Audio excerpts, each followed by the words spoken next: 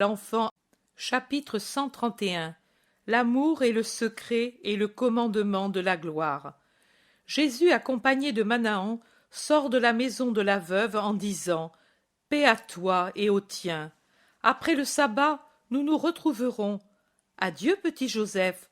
Demain, repose-toi et joue. Après, tu m'aideras encore. Pourquoi pleures-tu? J'ai peur que tu ne reviennes plus. Je dis toujours la vérité, mais te déplaît-il tant que je m'en aille? L'enfant acquiesce de la tête. Jésus le caresse et dit « Un jour est vite passé. Demain tu restes avec ta mère et tes frères, et moi je reste avec mes apôtres et je leur parle. Ces jours-ci, je t'ai parlé pour t'apprendre à travailler. Maintenant, je vais les trouver pour leur apprendre à prêcher et à être bons. Tu ne te divertirais pas avec moi, seul enfant parmi tant d'hommes. Oh, je me divertirai parce que je serai avec toi. J'ai compris, femme. Ton fils fait comme beaucoup, et ce sont les meilleurs. Il ne veut pas me quitter. Me fais-tu confiance de me le laisser jusqu'à après-demain? Ô Seigneur, mais je te les donnerai tous. Avec toi, ils sont en sécurité comme au ciel, et cet enfant qui était celui qui restait le plus avec son père a trop souffert. Il s'y est trouvé, lui, au moment. Tu vois, il ne fait que pleurer et languir. Ne pleure pas, mon fils. Demande au Seigneur si ce n'est pas vrai ce que je dis. Maître, moi, pour le consoler, je lui dis toujours que son père n'est pas perdu, mais seulement parti momentanément loin de nous. C'est la vérité, c'est exactement comme te dit ta mère, petit Joseph. Mais jusqu'à ce que je meure, je ne vais pas le retrouver, et je suis petit, et si je deviens vieux comme l'était Isaac, combien je dois attendre? Pauvre enfant, mais le temps passe vite. Non, Seigneur, cela fait 3 semaines que je n'ai plus le père, et cela me paraît si long, si long. Moi, je ne peux me passer de lui. Et il pleure sans bruit, mais avec une profonde peine. Tu le vois, il est toujours ainsi, et spécialement quand il n'est pas pris par des choses qui l'absorbent. Le sabbat est un tourment. J'ai peur qu'il ne meure. Non, j'ai un autre petit, sans père et sans mère. Il était amaigri et triste. Maintenant, auprès d'une brave femme de Bethsaïda, et avec la certitude de ne pas être séparé de ses parents, il a refleuri en sa chair et en son esprit. Il en sera ainsi du tien, et, à cause de ce que je lui dirai, et parce que le temps est un grand médecin, et aussi parce que quand il te verra plus tranquille pour le pain quotidien, il sera plus tranquille, lui aussi. Adieu, femme, le soleil descend, et je dois partir. Viens, Joseph, salue ta mère, tes frères et la grand-mère, et puis rejoins-moi en courant. Et Jésus s'en va. Et maintenant, que vas-tu dire aux apôtres? Que j'ai un disciple ancien et un neuf. Il traverse Corosaïne qu'anime une foule de gens. Un groupe d'hommes arrête Jésus. « Tu t'en vas? Tu ne restes pas pour le sabbat? » « Non, je vais à Capharnaüm. Sans dire un mot de toute la semaine? Nous ne sommes pas dignes de ta parole. Ne vous ai-je pas donné pendant 6 jours la meilleure parole? Quand et à qui? À tous, de l'établi du menuisier. Pendant des jours, j'ai prêché qu'il faut aimer le prochain et l'aider de toute manière, spécialement quand il s'agit d'être faible comme sont les veuves et les orphelins. Adieu, vous de Corosaïne. Méditez pendant le sabbat la leçon que je vous ai donnée. Et Jésus se remet en route, laissant les citadins interdits. Mais l'enfant qui rejoint Jésus en courant réveille leur curiosité, et ils disent à Jésus que de nouveau ils arrêtent. « Tu emmènes le garçon de la veuve? Pourquoi? » Pour lui apprendre à croire que Dieu est Père et qu'en Dieu il trouvera aussi le père perdu, et aussi pour qu'il y ait quelqu'un qui croit ici à la place du vieil Isaac. Avec tes disciples, il y en a 3 de Korosaïn. Avec les miens, pas ici. Celui-là sera ici. Adieu. Et tenant l'enfant entre lui et Manahan, il se dirige rapidement à travers la campagne vers Capharnaüm, tout en parlant avec Manahan. Ils rejoignent Capharnaüm, où les apôtres sont déjà arrivés. Assis sur la terrasse, à l'ombre de la tonnelle, autour de Matthieu, ils racontent ce qu'ils ont fait à leur compagnon qui n'est pas encore guéri. Ils se retournent au léger bruit des sandales sur l'escalier et ils voient la tête blonde de Jésus qui émerge graduellement du muret de la terrasse. Ils courent vers lui qui sourit et restent pétrifiés en voyant que derrière Jésus il y a un pauvre enfant.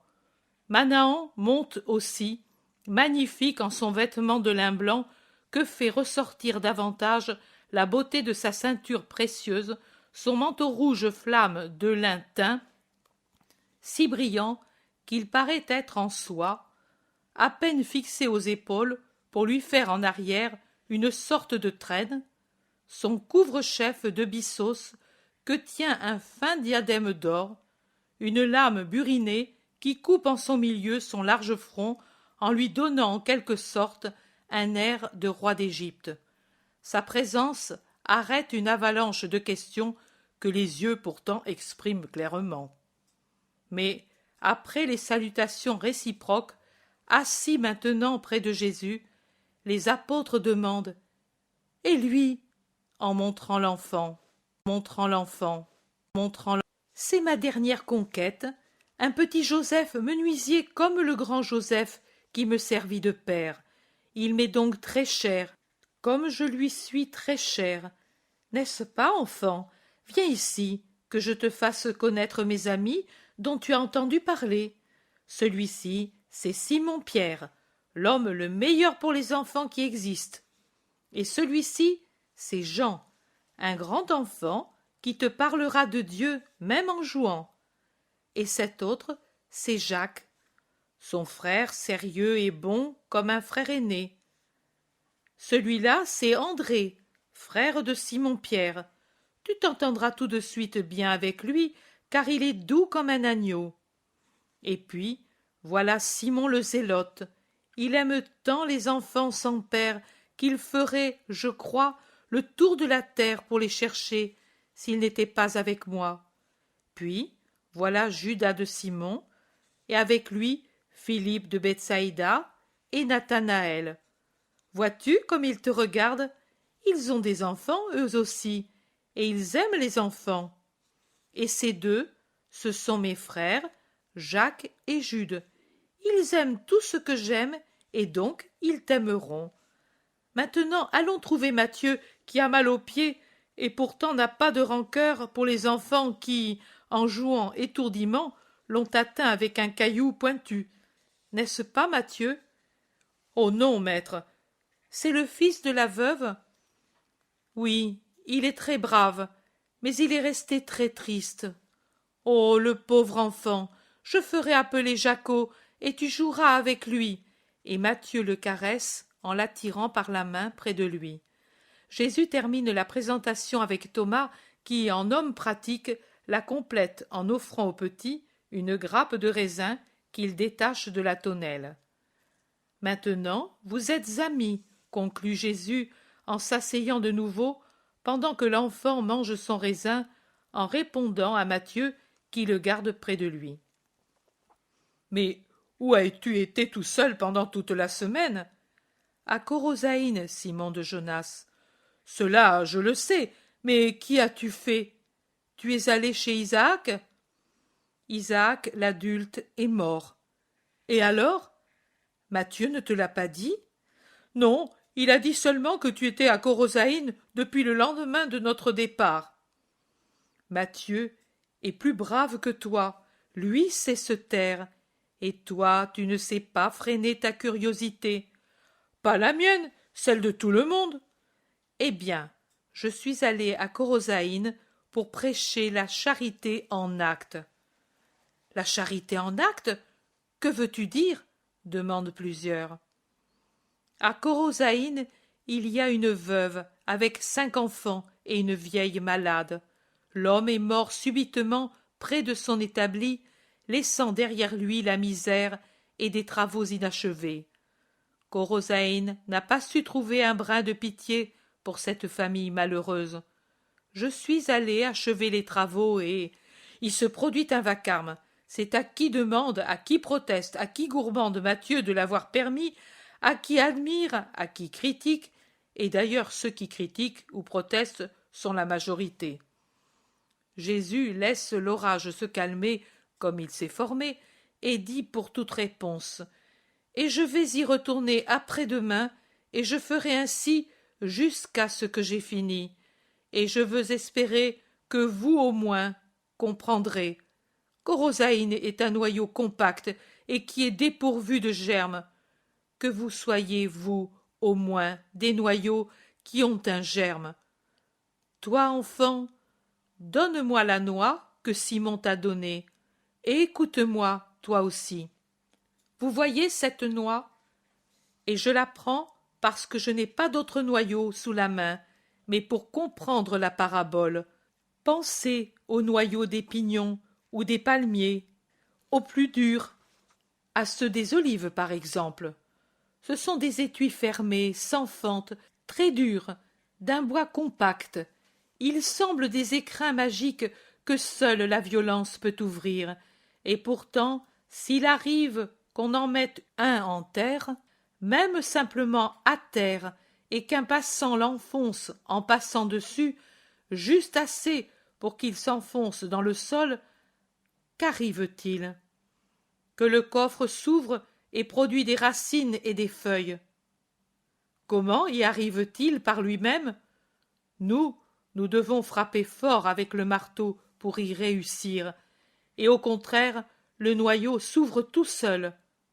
Cette semence est donc magique? Non, elle a, à l'intérieur, une pulpe. Oh, une chose faible comparée à la dure coque. Et pourtant, elle nourrit une chose encore plus petite, le germe, et c'est lui qui fait levier, qui force, ouvre et donne une plante avec des racines et des feuilles. Essayez de mettre en terre des noyaux, et puis attendez. Vous verrez que certains lèvent, d'autres pas. Sortez ceux qui n'ont pas poussé, ouvrez-les avec le marteau, et vous verrez que ce sont des semences vides.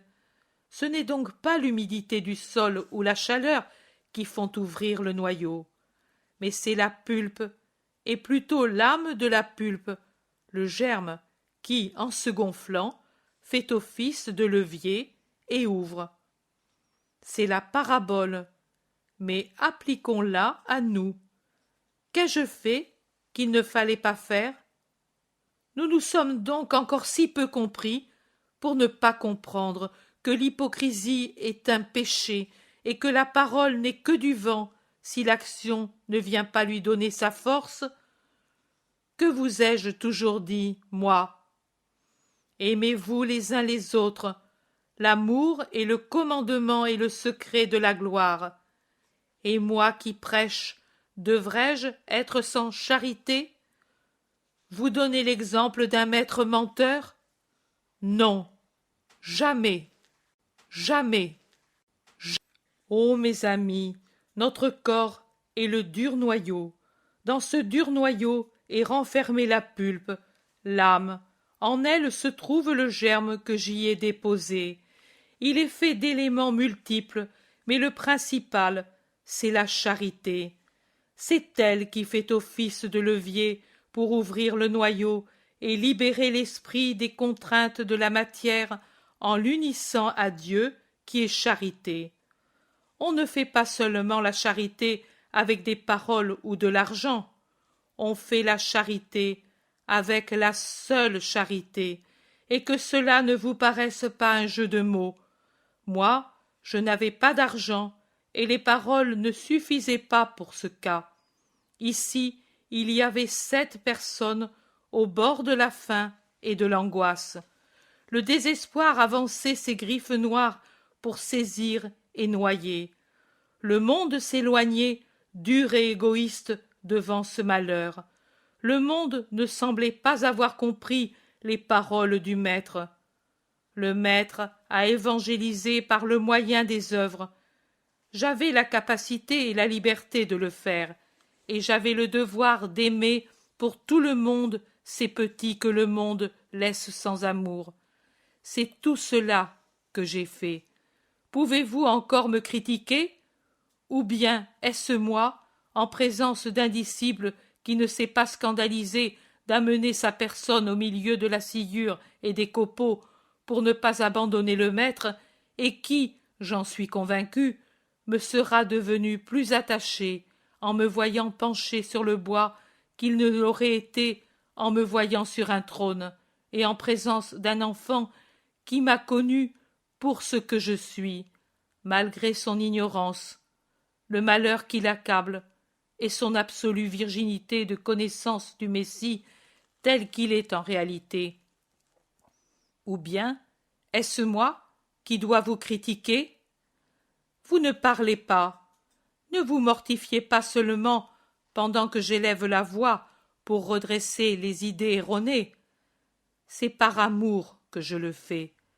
Mais mettez en vous le germe qui sanctifie et ouvre le noyau, où vous serez toujours des êtres inutiles.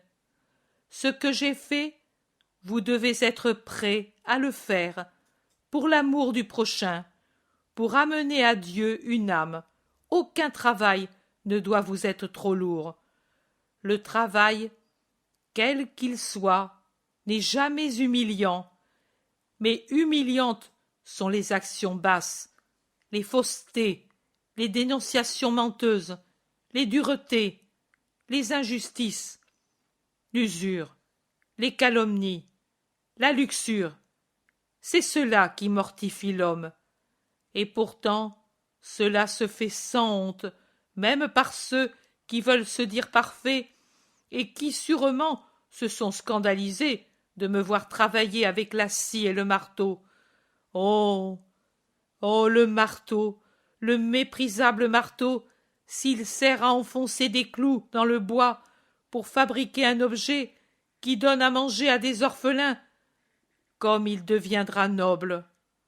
Le marteau sans noblesse, s'il est dans mes mains et pour une fin sainte, comme il n'aura plus cette apparence, et comme voudront l'avoir tous ceux qui maintenant se mettraient à crier au scandale à cause de lui.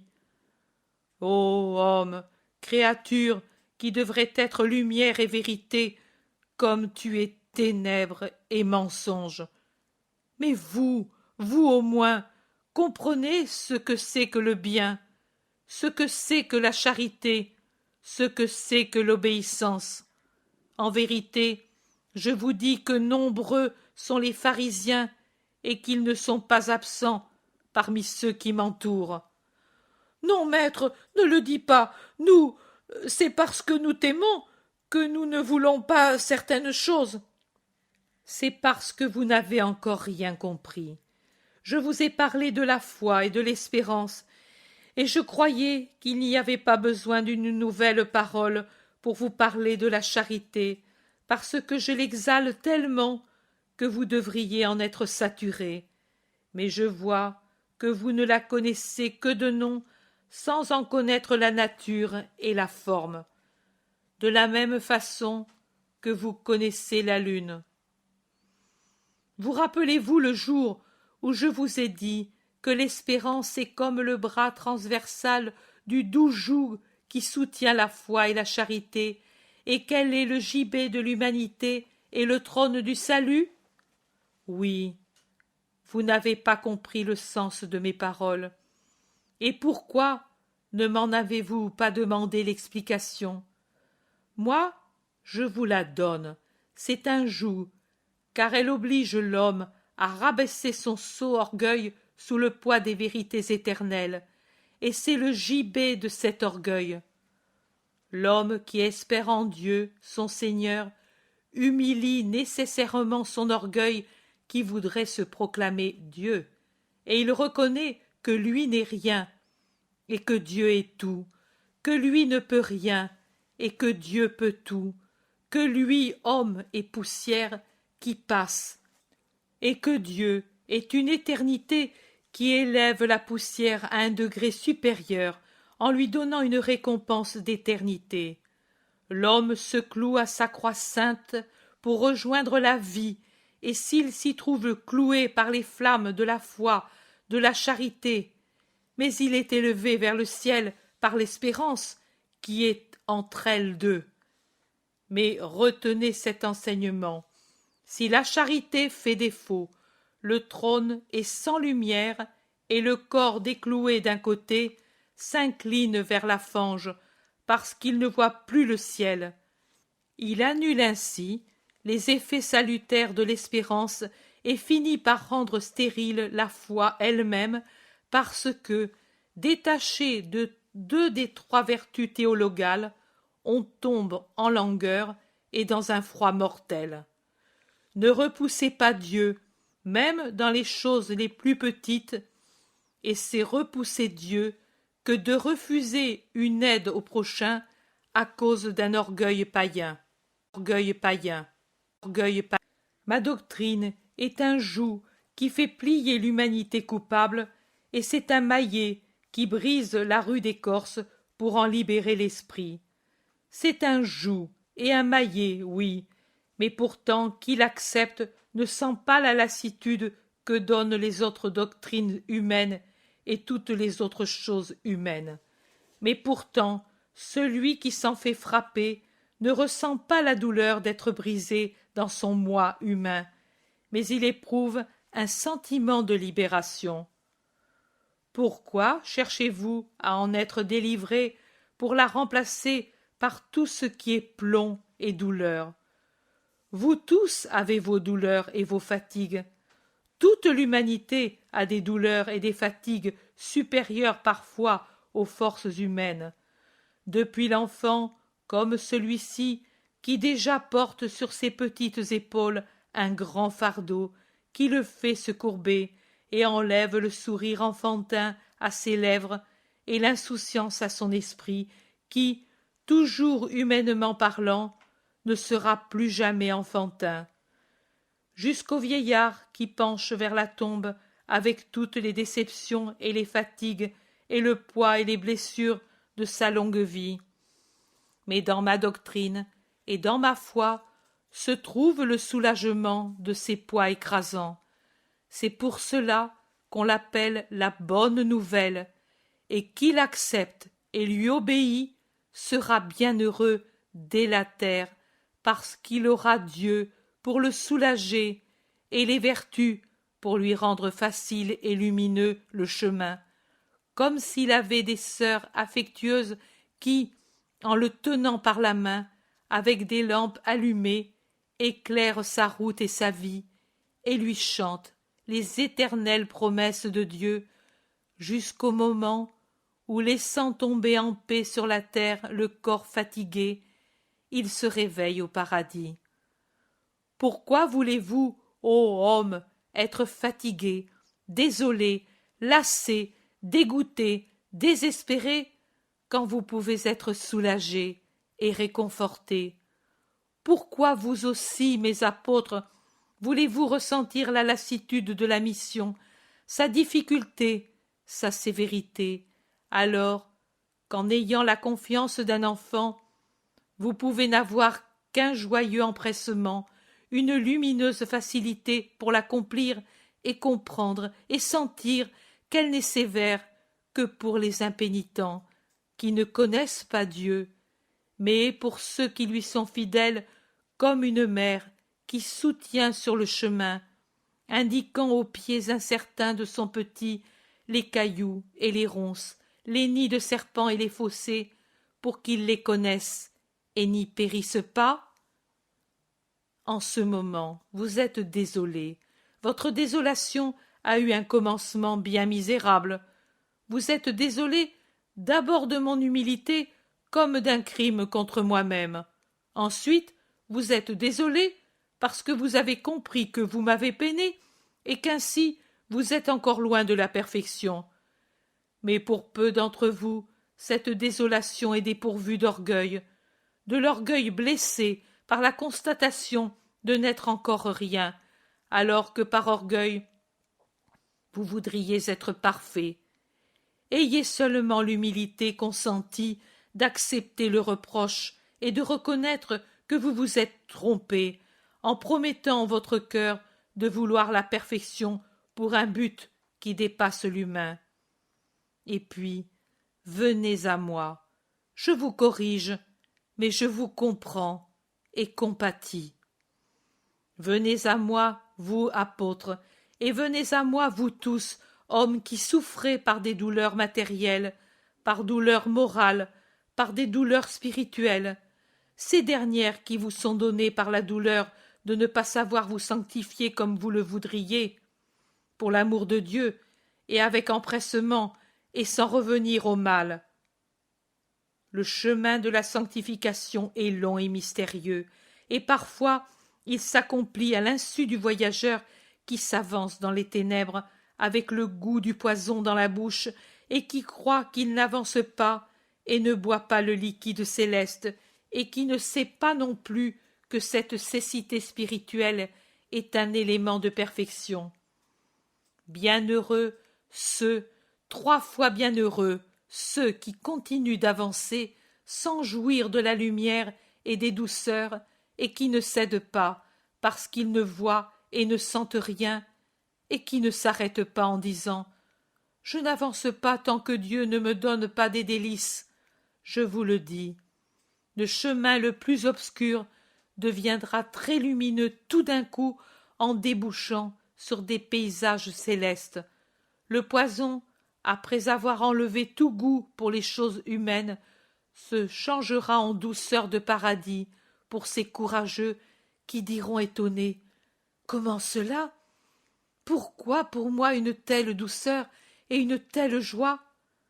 C'est parce qu'ils auront persévéré, et Dieu les fera exulter dès cette terre de ce qu'il y a au ciel.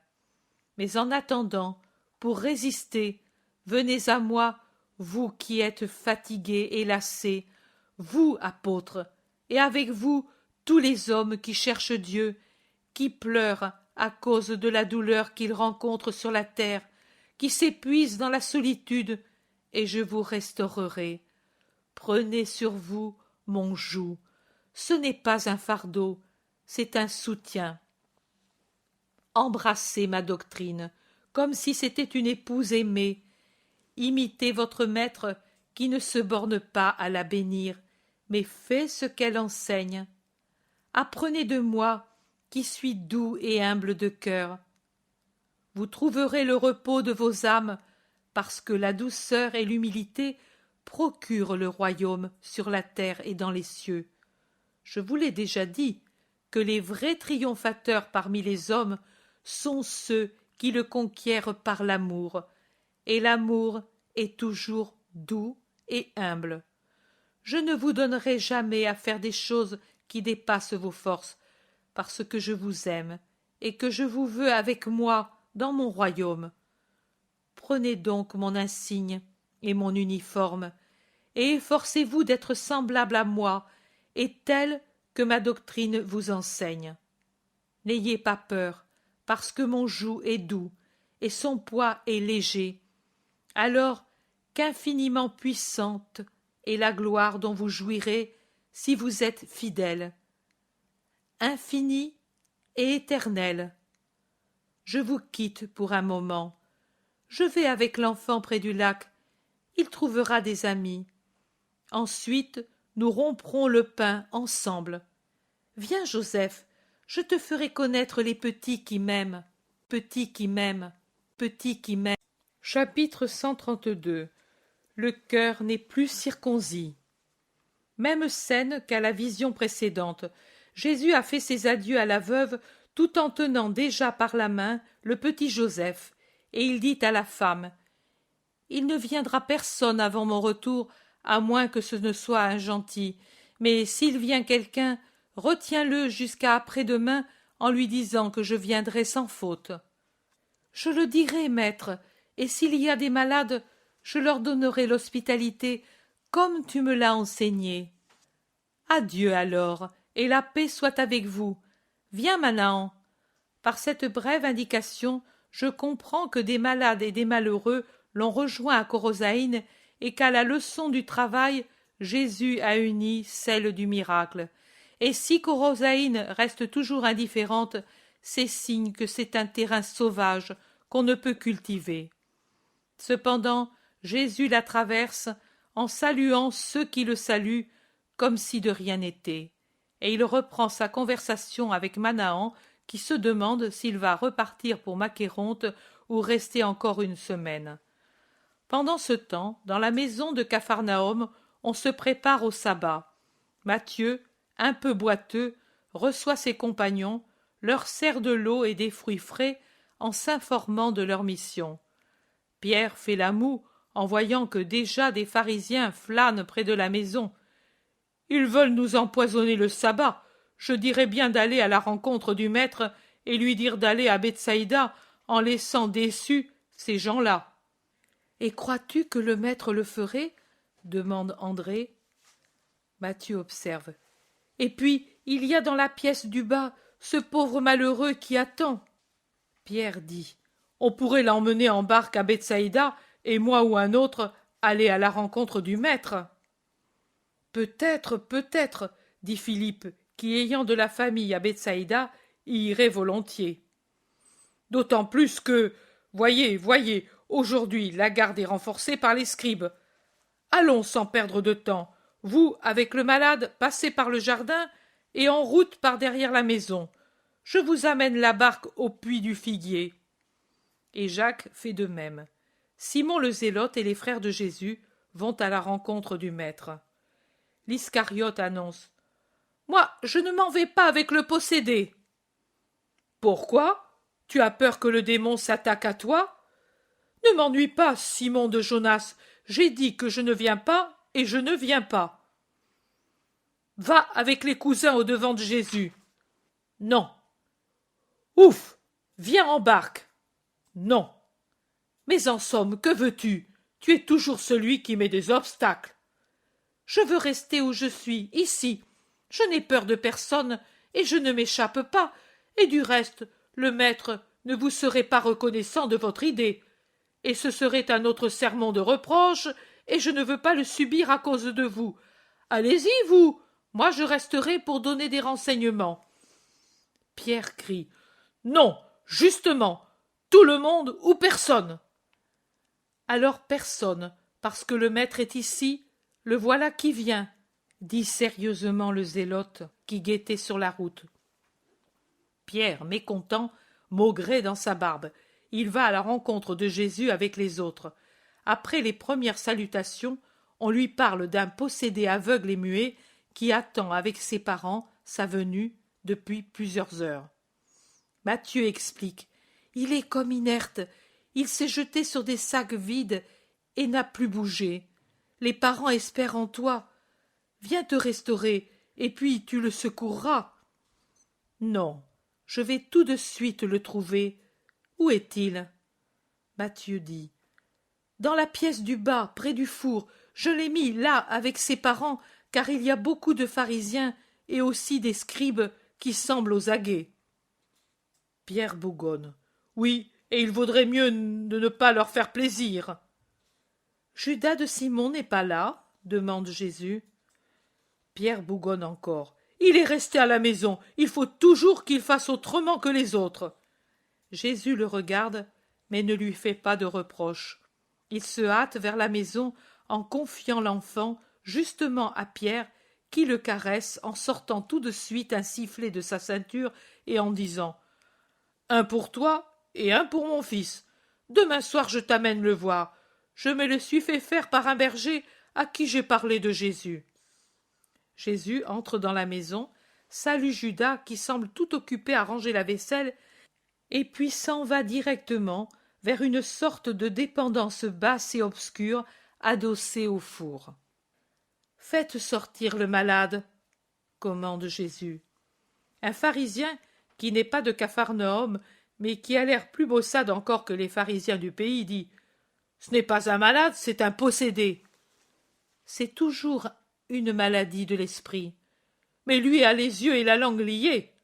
C'est toujours une maladie de l'esprit qui étend la possession aux membres et aux organes.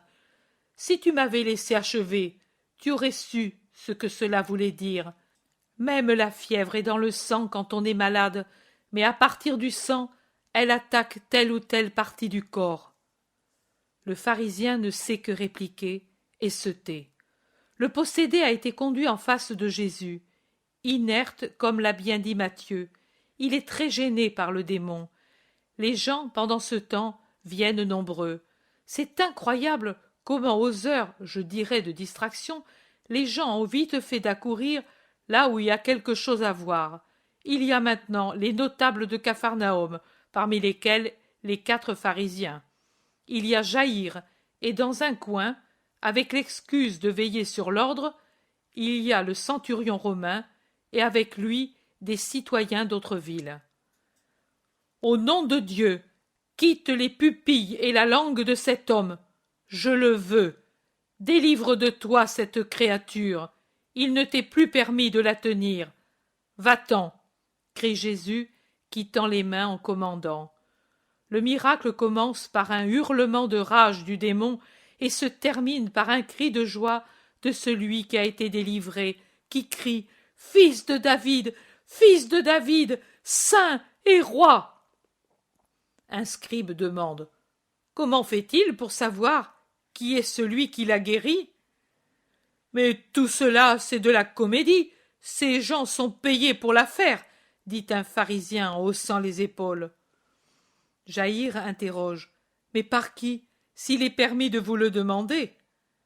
Même par toi. Et dans quel but? Pour rendre célèbre Capharnaüm. Jaïr réplique. Ne rabaisse pas ton intelligence en disant des sottises, et ne souille pas ta langue par des mensonges. Tu sais que ce n'est pas vrai, et tu devrais comprendre que tu dis une sottise.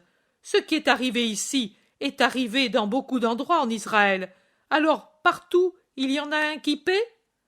En vérité, je ne savais pas qu'en Israël, le petit peuple était très riche, parce que vous, et avec vous, tous les grands, vous ne payez certainement pas pour cela. Alors, c'est le petit peuple qui paie, lui qui est le seul qui aime le maître. Tu es le chef de la synagogue, et tu l'aimes. Ici, il y a Manahan, et à Béthanie, il y a Lazare de Théophile. Ceux-ci ne sont pas du petit peuple. Mais ils sont honnêtes, et moi aussi, et nous n'escroquons personne, en rien, et encore moins dans les choses de la foi. Nous autres, nous ne le permettons pas, car nous craignons Dieu, et nous avons compris que ce qui plaît à Dieu, c'est l'honnêteté. Les pharisiens tournent le dos à Jaïr et s'en prennent aux parents de l'homme guéri. Qui vous a dit de venir ici? Qui? Beaucoup de gens, déjà guéris ou leurs parents. Mais que vous ont-ils donné? Donné? L'assurance que lui l'aurait guéri. Mais était-il vraiment malade? Ô esprit sournois, vous croyez que tout ceci est une feinte? Allez à Gadara, et si vous ne croyez pas, informez-vous du malheur de la famille Anna d'Ismaël. Les gens de Capharnaüm, indignés, manifestent bruyamment, alors que des Galiléens venus des environs de Nazareth disent « Et pourtant, c'est le fils du menuisier Joseph !» Les habitants de Capharnaüm, fidèles à Jésus, crient « Non, c'est celui qu'il se dit et que l'homme guéri a appelé Fils de Dieu et Fils de David. » Mais n'exaltez pas davantage le peuple avec vos affirmations, dit un scribe avec mépris. Et qui est-il alors, selon vous? Un Belzébuth. Ô langue de vipère, blasphémateur, possédé, cœur aveugle, notre ruine, même la joie du Messie, vous voudriez nous l'enlever, hein? Usurier, cailloux arides. Un beau vacarme, un beau vacarme, un beau vacarme. Jésus, qui s'était retiré à la cuisine pour boire un peu d'eau, se présente sur le seuil juste à temps pour entendre une fois encore la sotte accusation que ressassent les pharisiens. Ce n'est qu'un Belzébuth, puisque les démons lui obéissent. Le grand Belzébuth, son père, l'aide, et il ne chasse les démons que par l'influence de Belzébuth, prince des démons. Jésus descend les 2 marches du seuil et s'avance tout droit, sévère et calme, en s'arrêtant justement en face du groupe scribo-pharisaïque. En les fixant d'un regard perçant, il dit « Même sur la terre, nous voyons qu'un royaume divisé en factions opposées devient intérieurement faible, qu'on attaque facilement et que les États voisins dévastent pour en faire leurs esclaves. Sur la terre aussi, nous voyons qu'une cité divisée en factions contraires perd sa prospérité, et il en est de même d'une famille dont les membres sont divisés entre eux par la haine. Elle s'effrite et devient un émiettement qui ne sert à personne et qui fait rire ses concitoyens. La concorde n'est pas seulement un devoir, mais une habileté, car elle garde les hommes indépendants, forts et aimants. C'est à cela que devraient réfléchir les patriotes, les gens de la même cité ou les membres d'une même famille, quand, par le désir d'un intérêt particulier, ils se trouvent portés à des séparations et à des vexations qui sont toujours dangereuses parce qu'elles opposent les groupes les uns aux autres et détruisent les affections. C'est cette habileté, en fait, que mettent en œuvre ceux qui sont les maîtres du monde. Observez Rome dans son indéniable puissance, si pénible pour nous. Elle domine le monde, mais elle est unie dans un même dessein, une seule volonté, dominer. Même parmi eux, il y aura certainement des divergences, des antipathies, des révoltes. Mais cela reste au fond. À la surface, c'est un seul bloc, sans faille, sans turbulence.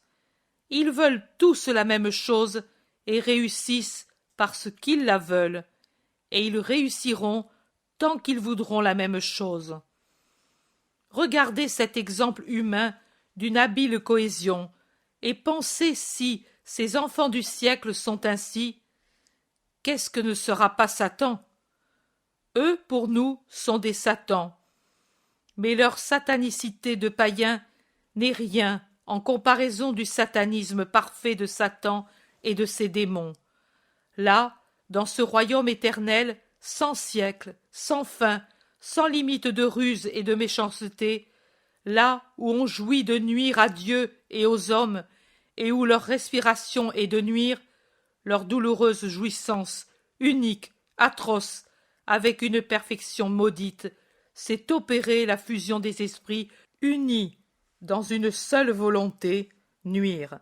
Maintenant, si, comme vous voulez le soutenir pour faire douter de ma puissance, Satan est celui qui m'aide parce que moi je suis un Belzébuth inférieur, n'arrive-t-il pas que Satan est en désaccord avec lui-même et avec ses démons, s'il chasse ceux-ci de ses possédés?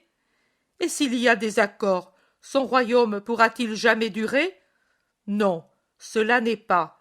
Satan est tout ce qu'il y a de plus fourbe et ne se nuit pas à lui-même. Lui vise à étendre et non pas à réduire son royaume dans les cœurs. Sa vie, c'est de dérober, nuire, mentir, blesser, troubler, dérober les âmes à Dieu et la paix aux hommes, nuire aux créatures du Père en lui donnant un grand chagrin, mentir pour dévoyer, blesser pour jouir, troubler parce qu'il est le désordre, et il ne peut changer, il est éternel en son être et dans ses méthodes. Mais répondez à cette question. Si moi, je chasse les démons au nom de Belzébuth, au nom de qui vos fils les chassent-ils? Vous voudrez reconnaître alors qu'eux aussi sont des Belzébuth? Maintenant, si vous le dites, eux verront en vous des calomniateurs.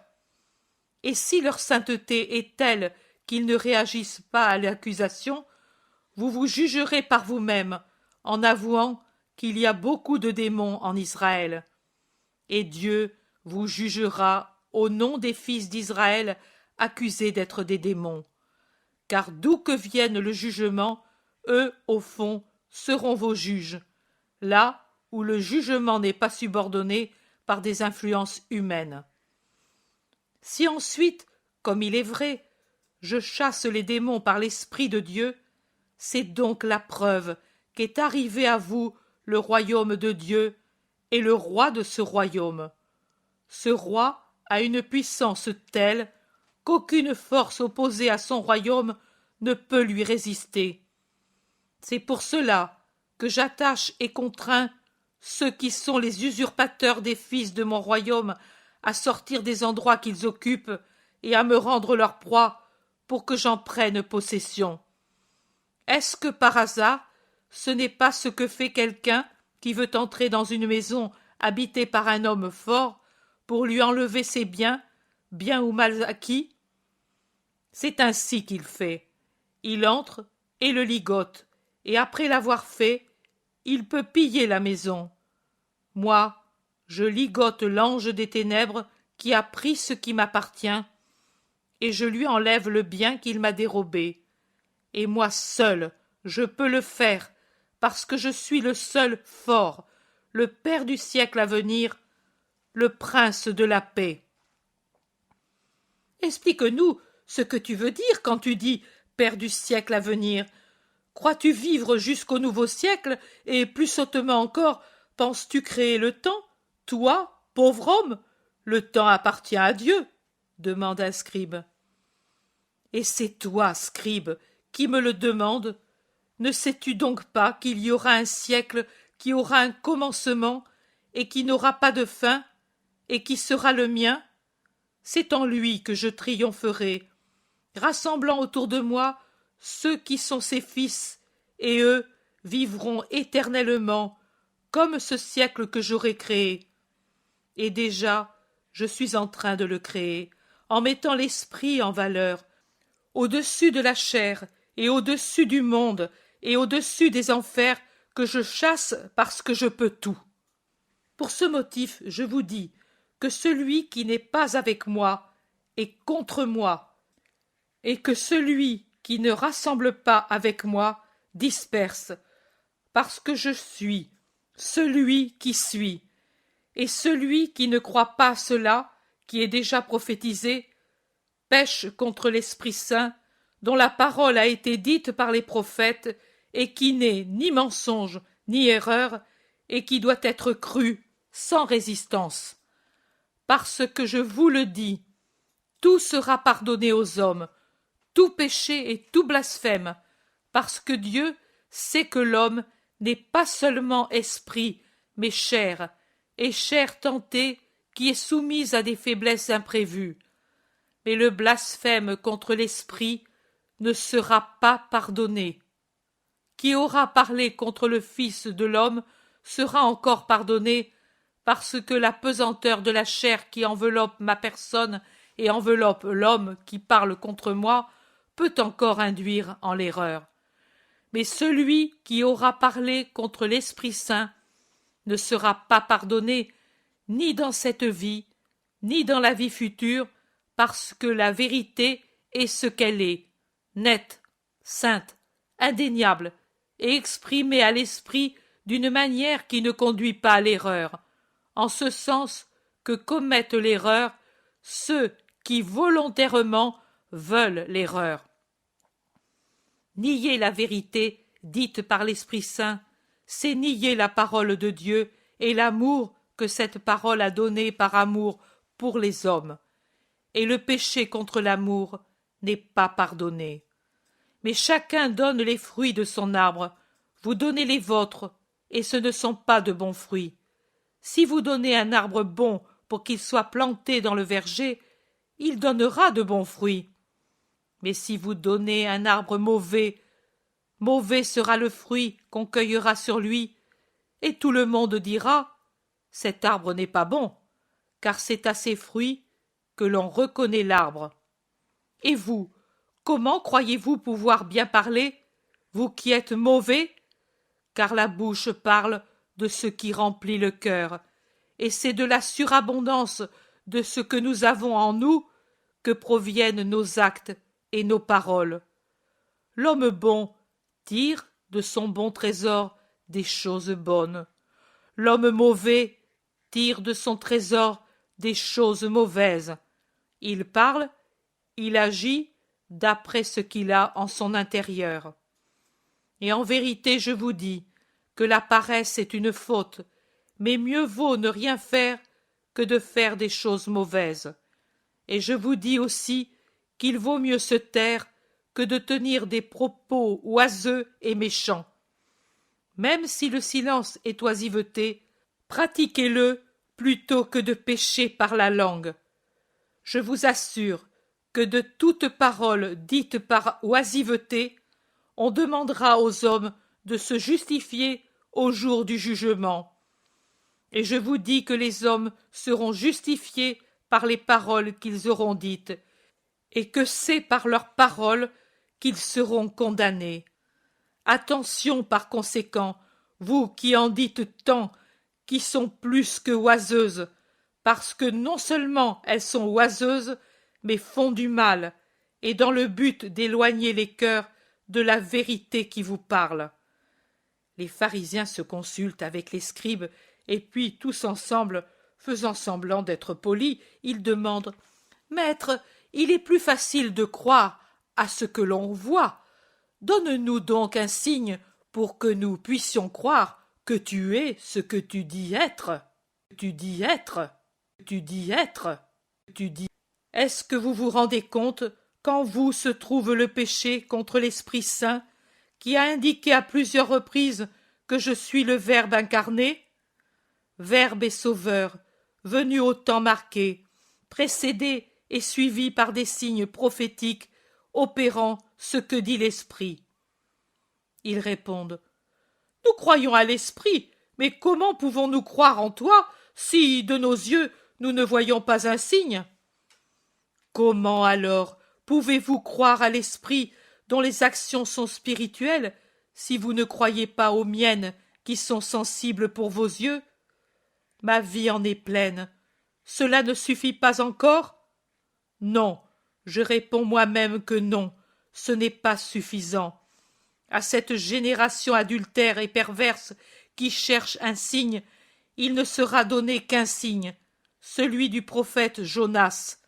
En effet, comme Jonas est resté 3 jours dans le ventre de la baleine, ainsi le Fils de l'homme restera 3 jours dans les entrailles de la terre. En vérité, je vous dis que les Ninivites ressusciteront le jour du jugement avec tous les hommes, et ils se lèveront contre cette génération et la condamneront, car ils ont fait pénitence à la voix du prophète Jonas, et vous, pas. Et ici il y a quelqu'un qui est plus que Jonas. Et ainsi ressuscitera et se dressera contre vous la reine du Midi, et elle vous condamnera parce qu'elle est venue des confins de la terre pour entendre la sagesse de Salomon. Et ici, il y a quelqu'un qui est plus que Salomon.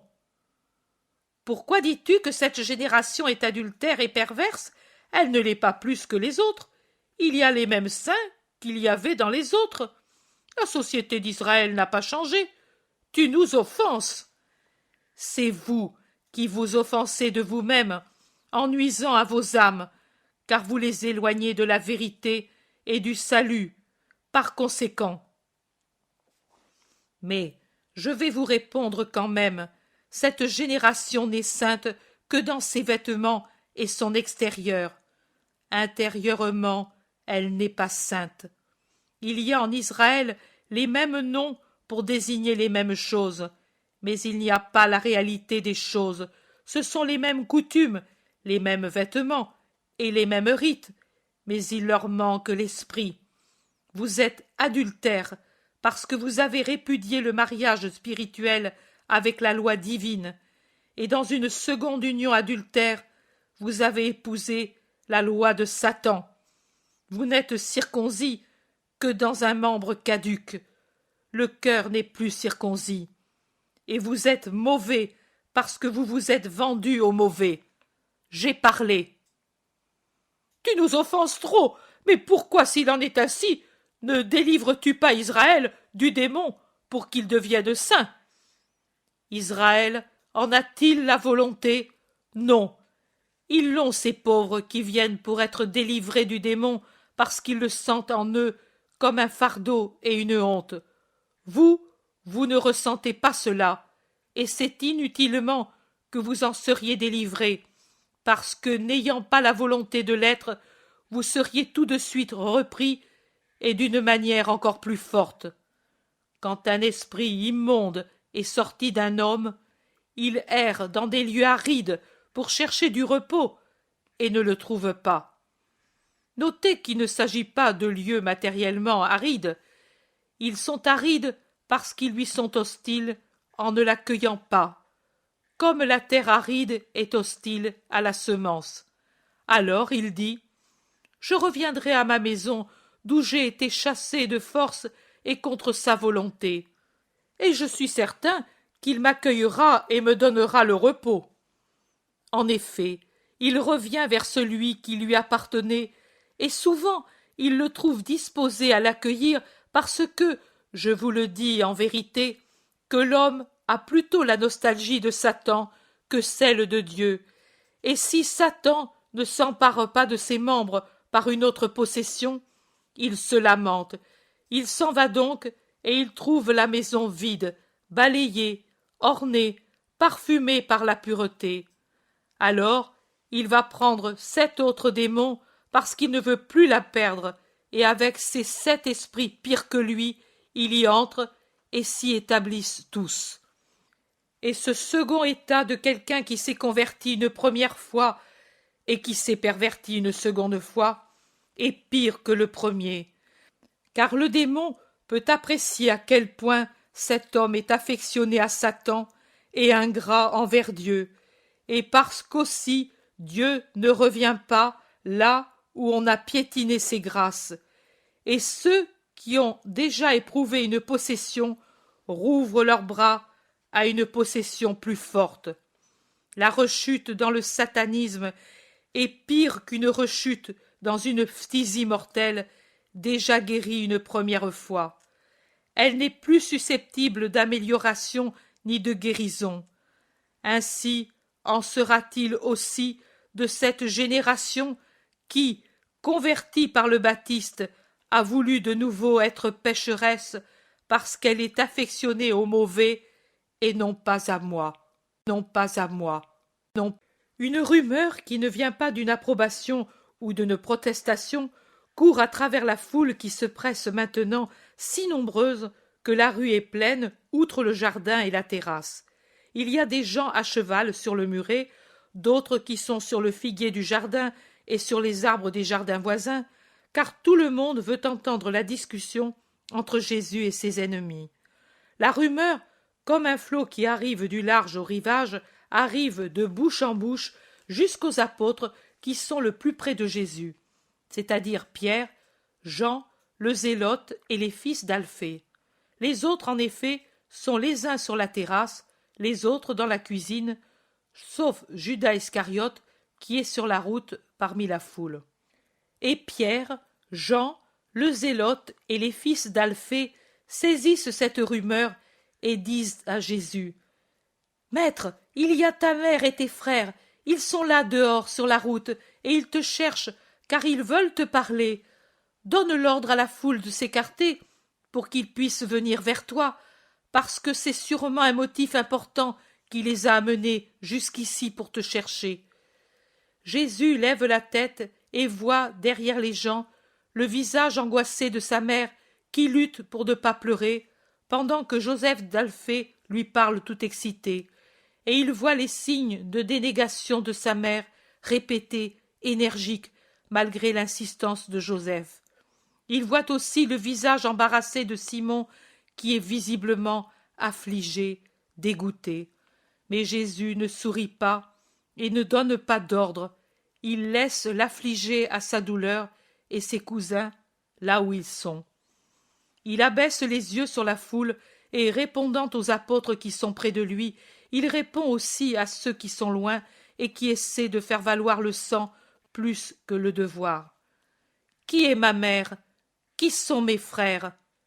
Il tourne son regard sévère dans son visage qui pâlit à cause de la violence qu'il doit se faire pour placer le devoir au-dessus de l'affection et du sang, et pour désavouer le lien qui l'attache à la mère pour servir le père.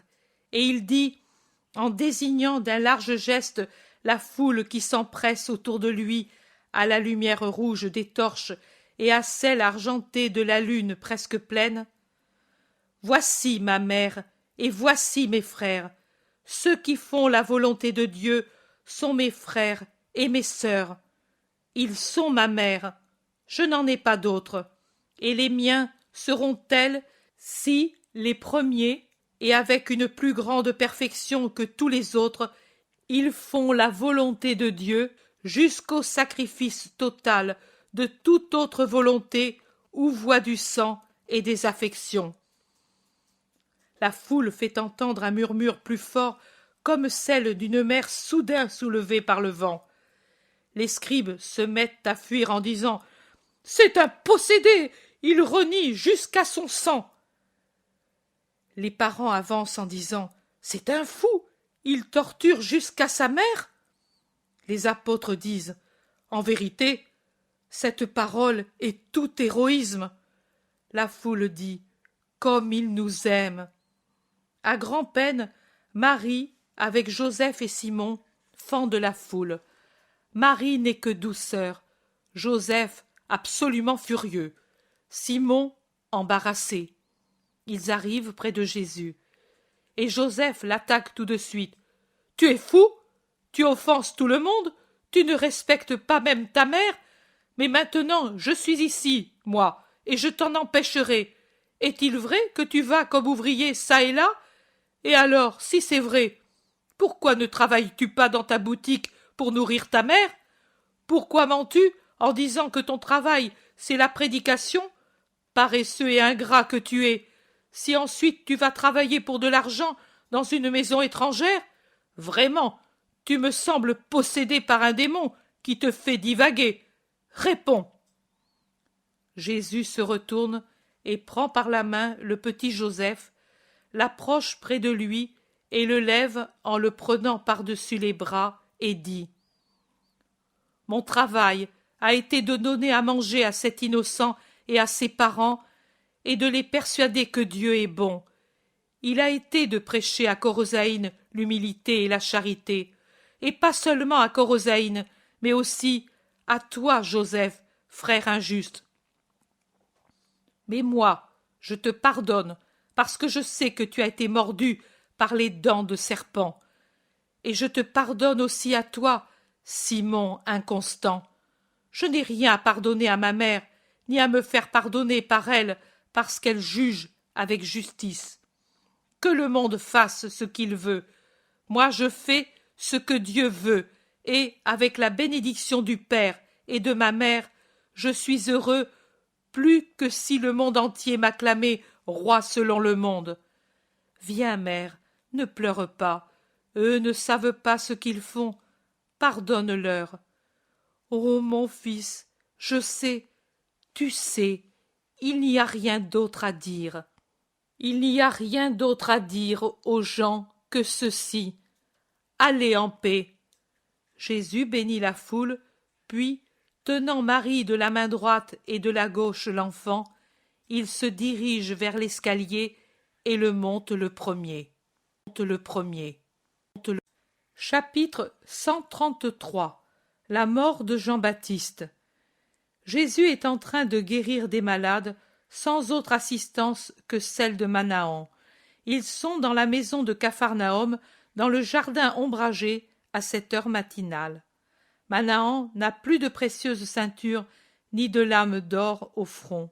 Son vêtement est retenu serré par un cordon de laine et son couvre-chef par une bande étroite de toile.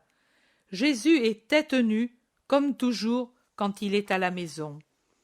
Après avoir fini de guérir et de consoler les malades, Jésus monte avec Manahan dans la chambre du haut, et ils s'assoient tous les deux sur le bord de la fenêtre qui regarde la colline, parce que le côté du lac est tout inondé par le soleil, encore bien chaud, bien que la canicule soit passée depuis quelque temps.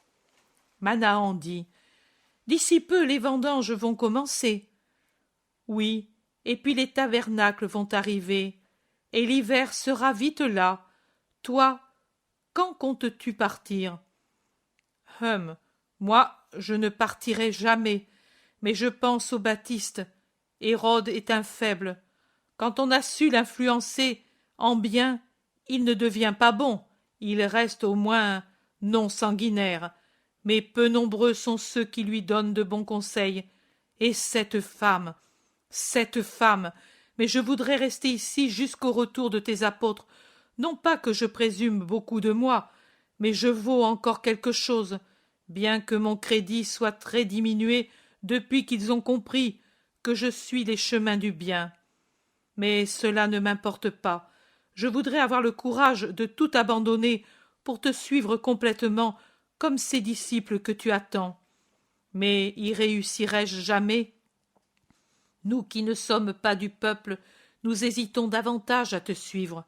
Pourquoi? Parce que pour vous retenir, vous avez les tentacules des pauvres richesses. À vrai dire, je sais aussi que certains qui ne sont pas riches à proprement parler, mais savants ou en passe de le devenir, eux aussi ne viennent pas. Eux aussi ont les tentacules des pauvres richesses qui les retiennent. On n'est pas riche seulement d'argent, il y a aussi la richesse du savoir. Peu de gens arrivent à reconnaître comme Salomon: vanité des vanités, tout n'est que vanité, reprise et amplifiée non seulement matériellement, mais en profondeur, dans le sciolette. As-tu cette pensée présente à l'esprit? La science humaine est vanité, car augmenter seulement le savoir humain, c'est fatigue et affliction de l'esprit, et qui développe la science, développe aussi les ennuis. En vérité, je te dis qu'il en est ainsi, et je dis aussi qu'il n'en serait pas ainsi, si la science humaine était soutenue et consolidée par la sagesse surnaturelle et le saint amour de Dieu. Le plaisir est vanité, parce qu'il ne dure pas, mais se dissipe rapidement, après avoir brûlé, en laissant cendres et vide.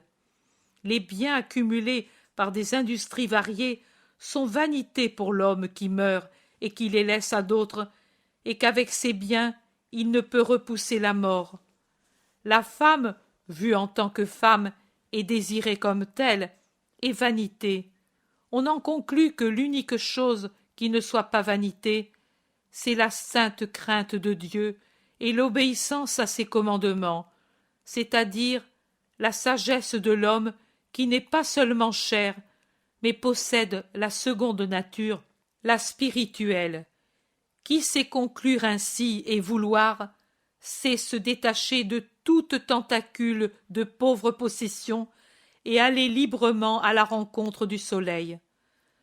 Je veux me rappeler ces paroles, combien tu m'as donné en ces jours. Maintenant, je peux aller dans les laideurs de la cour, qui ne paraît lumineuse qu'au sceau, qui paraît puissante et libre, et n'est que misère, prison et ténèbres, et y aller avec un trésor qui me permettra d'y vivre mieux, en attendant le mieux. Mais arriverai-je jamais à ce mieux qui consiste à t'appartenir totalement? Tu y arriveras. Quand? L'an prochain? Ou plus tard? Ou quand la vieillesse me rendra sage? Tu y arriveras en atteignant la maturité d'esprit et la perfection du vouloir dans le déroulement de quelques heures. Manahan, le regard pensif, interrogateur. Mais il ne demande pas autre chose. Un silence. Puis Jésus dit: As-tu jamais approché Lazare de Béthanie? Non, maître, je peux dire que non, que s'il y a eu quelque rencontre, cela ne peut s'appeler amitié. Tu sais, Hérode avec moi, et Hérode contre lui. Donc, Lazare, maintenant, te verrait au-delà des choses, en Dieu. Tu dois chercher à t'en approcher comme condisciple. Je le ferai si tu le veux. Des voix de gens agités se font entendre dans le jardin. Ils demandent avec anxiété « Le maître, est-il ici ?» La voix chantante de la maîtresse de maison leur répond « Il est dans la chambre du haut. Qui êtes-vous? Des malades? Non, des disciples de Jean, et nous voulons Jésus de Nazareth. » Jésus se présente à la fenêtre en disant « La paix soit à vous. Oh, c'est vous? Venez, venez. » Ce sont les 3 bergers, Jean, Matthias et Siméon. « Ô maître, disent-ils en levant la tête et en montrant un visage affligé, même la vue de Jésus ne les rassérénère pas. » Jésus quitte la pièce en allant à leur rencontre sur la terrasse. Manahan le suit. Ils se rencontrent justement là où l'escalier débouche sur la terrasse ensoleillée. Les 3 s'agenouillent en baisant le sol. Et puis Jean dit au nom de tous « C'est l'heure de nous recueillir, Seigneur, parce que nous sommes ton héritage. » Et des larmes descendent sur le visage du disciple et de ses compagnons. Jésus et Manahan poussent un seul cri. « Jean, on l'a tué !» La parole tombe comme si c'était un énorme fracas qui couvre toute rumeur du monde, et pourtant elle a été dite très doucement. Mais elle pétrifie celui qui l'a dit et ceux qui l'entendent. Il semble que la terre, pour la recueillir et pour frémir d'horreur, suspende toute rumeur, tant il y a un moment de silence profond et de profonde immobilité chez les animaux, dans les frondaisons, dans l'air. Suspendu le roucoulement des colombes, coupé la flûte d'un merle, rendu muet le chœur des passereaux, et comme si s'était brisé tout d'un coup son organe, une cigale qui stridule se tait à l'improviste, pendant que s'arrête le vent qui caressait les pampres et les feuilles, en faisant un bruit qui imite le froissement de la soie et le grincement des pieux. Jésus devient d'une pâleur d'ivoire, alors que ses yeux se dilatent en s'humectant de larmes. Il ouvre les bras en parlant, et sa voix est profonde par l'effort qu'il fait pour la rendre assurée. Paix aux martyrs de la justice et à mon précurseur. Puis il croise les bras et recueille son esprit, et certainement il prie en s'unissant à l'Esprit de Dieu et à celui du Baptiste. Manahan n'ose pas faire un geste. Au contraire de Jésus, il a vivement rougi et il a eu un mouvement de colère. Puis il s'est raidi et tout son trouble se manifeste par le mouvement mécanique de sa main droite qui tiraille le cordon de son vêtement et de sa main gauche qui, involontairement, cherche le poignard. Et Manahan secoue la tête en se plaignant de la faiblesse de son esprit qui ne se souvient pas qu'il s'est désarmé pour être le disciple de celui qui est doux, auprès de celui qui est doux. Jésus rouvre sa bouche et ses yeux. Son visage, son regard, sa voix ont repris la majesté divine qui lui est habituelle. Il ne lui reste qu'une tristesse grave que tempère la paix. Venez, vous allez me raconter. À partir d'aujourd'hui, vous êtes mien, vous êtes mien, vous êtes mien.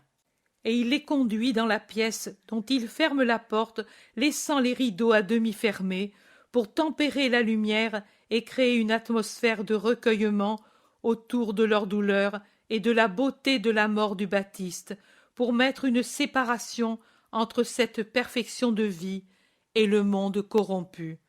« Parlez !» commande-t-il. Manahan semble pétrifié. Il est près du groupe, mais ne dit pas un mot. C'était le soir de la fête. L'événement était imprévisible.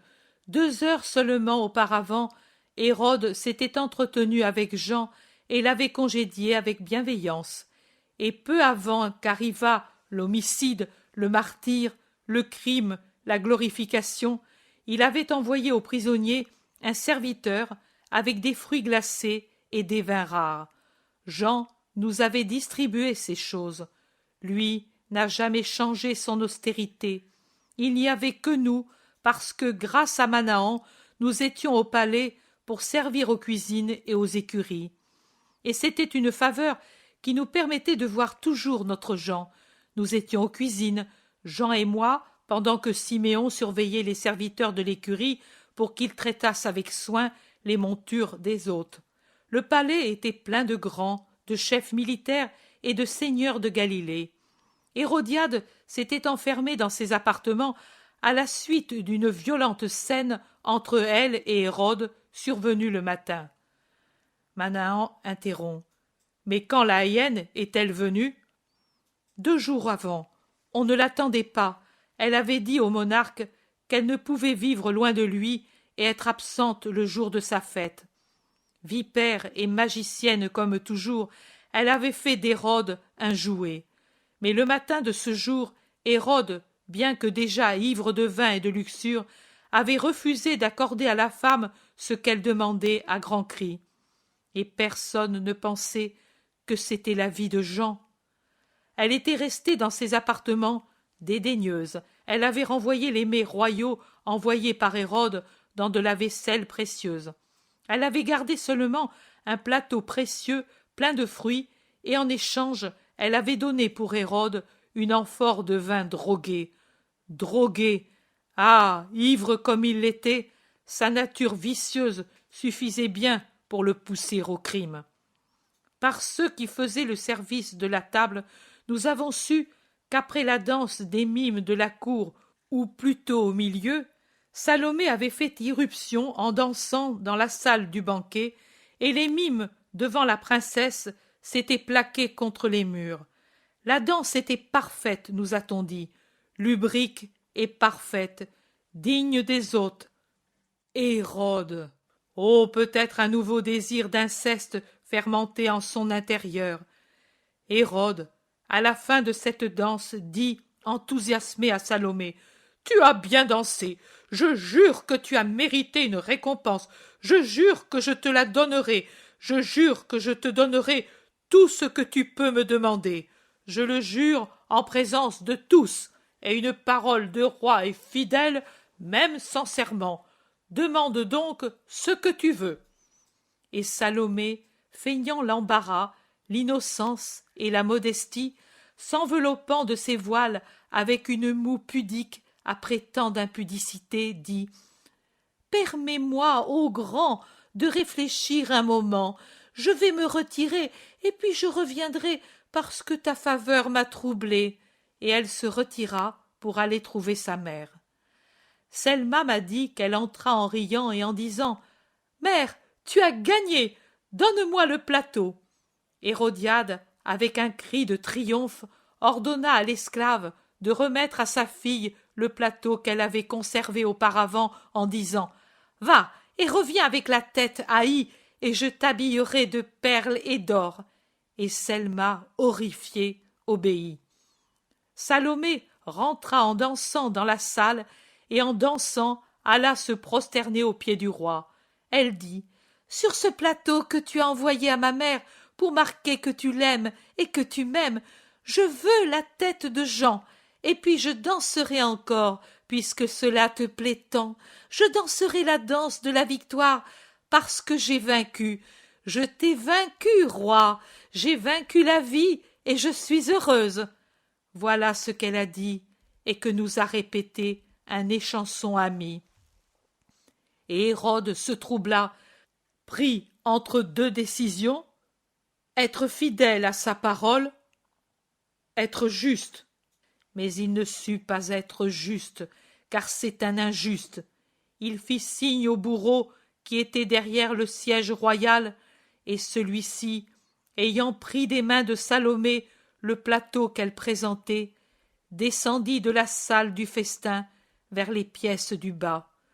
Nous le vîmes, Jean et moi, traverser la cour, et peu après nous entendîmes le cri de Siméon « Assassin !»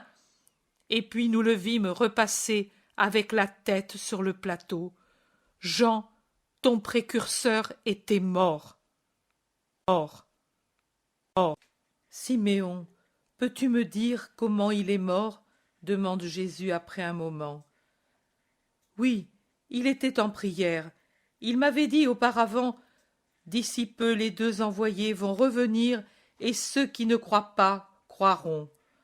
Mais cependant, rappelle-toi que si je ne vivais plus à leur retour comme quelqu'un qui est près de la mort, je te dis encore pour que tu le leur redises. Jésus de Nazareth est le vrai Messie. Il pensait toujours à toi. Le bourreau entra. Je criai à haute voix. Jean leva la tête et le vit. Il se leva et dit, tu ne peux que m'enlever la vie, mais la vérité qui dure, c'est qu'il n'est pas permis de faire le mal. Et il allait me dire quelque chose quand le bourreau fit tournoyer sa lourde épée pendant que Jean était debout, et la tête tomba du buste avec un grand flot de sang qui rougit sa peau de chèvre et rendit blanc comme de la cire le visage maigre où les yeux restèrent vivants, ouverts, accusateurs. Elle roula à mes pieds. Je tombai en même temps que son corps, évanoui par le trop de douleur. Après qu'Hérodiade l'eut lacérée, la tête fut jetée aux chiens. Mais nous la recueillîmes promptement et nous l'attachâmes avec le tronc dans un voile précieux. De nuit, nous avons recomposé le corps et nous l'avons transporté hors de Macéronte. Nous l'avons embaumé dans un bosquet d'acacias tout près de là, dès le lever du soleil, avec l'aide d'autres disciples. Mais il fut encore pris pour être de nouveau lacéré, car elle ne peut le détruire et elle ne peut lui pardonner. Et ses esclaves, craignant d'être mis à mort, ont été plus féroces que des chacals pour nous enlever cette tête. Si tu avais été là, Manahan. Si j'y avais été, mais c'est sa malédiction. Cette tête, cela n'enlève rien à la gloire du précurseur, même si le corps est incomplet. N'est-ce pas, maître? C'est vrai, même si les chiens l'avaient détruit, sa gloire n'aurait pas changé. Matthias dit, et sa parole n'a pas changé, maître. Ses yeux, bien que blessés, lacérés, disent encore, cela ne t'est pas permis. Mais nous l'avons perdu. Et maintenant nous sommes à toi, parce que c'est ce que lui a dit, en disant aussi que tu le sais déjà. Oui, depuis des mois vous m'appartenez. Comment êtes-vous venu? À pied, par étapes, long, pénible le chemin, sous le soleil brûlant et parmi les sables brûlants, encore plus brûlants par la douleur. Il y a environ 20 jours que nous marchons. Maintenant, vous allez vous reposer. Manahan demande, dites, est-ce que Hérode ne s'est pas étonné de mon absence? Si, il a d'abord été inquiet, puis furieux, mais passé sa fureur, il a dit, un juge de moins. C'est ce que nous a rapporté les chansons amies. Jésus dit, un juge de moins. Il a Dieu pour juge, et cela lui suffit. Venez où nous dormons. Vous êtes fatigués, poussiéreux. Vous trouverez des vêtements et des sandales de vos compagnons. Prenez-les, changez-vous. Ce qui appartient à l'un appartient à tous. Toi, Matthias, qui es grand, tu peux prendre un de mes vêtements, puis nous pourvoirons. Dans la soirée, puisque c'est la veille du sabbat, mes apôtres viendront. La semaine prochaine, Isaac viendra avec ses disciples, puis viendront Benjamin et Daniel après les tabernacles. Élie, Joseph et Lévi viendront aussi. Il est temps qu'aux 12 s'unissent les autres. Allez maintenant vous reposer. Manahan les accompagne et puis revient. Jésus reste avec Manahan. Il s'assied, pensif, visiblement attristé, la tête inclinée sur la main, le coude appuyé sur le genou pour le soutenir. Manahan est assis près de la table et ne bouge pas. Mais il est sombre, son visage est une tempête. Longtemps après, Jésus lève la tête, le regarde et demande « Et toi, que vas-tu faire maintenant ?» « Je ne le sais pas encore. Le projet de rester à Macéronte est fini. Mais je voudrais encore rester près de la cour pour savoir, et ainsi pouvoir te protéger. Il te conviendrait mieux de me suivre sans atermoiement, mais je ne te force pas. Tu viendras quand sera détruit, molécule après molécule, le vieux Manahan. Je voudrais aussi enlever cette tête à cette femme, elle n'est pas digne de la posséder. Jésus esquisse un pâle sourire et dit franchement « Et puis, tu n'es pas encore mort aux richesses humaines, mais tu m'es quand même cher. Je sais que je ne te perds pas, même si j'attends. Je sais attendre. Maître, je voudrais te donner ma générosité pour te consoler, parce que tu souffres, je le vois. C'est vrai, je souffre beaucoup, beaucoup. Seulement pour Jean, je ne crois pas. Tu le sais en paix. Je le sais en paix, et je le sens tout près.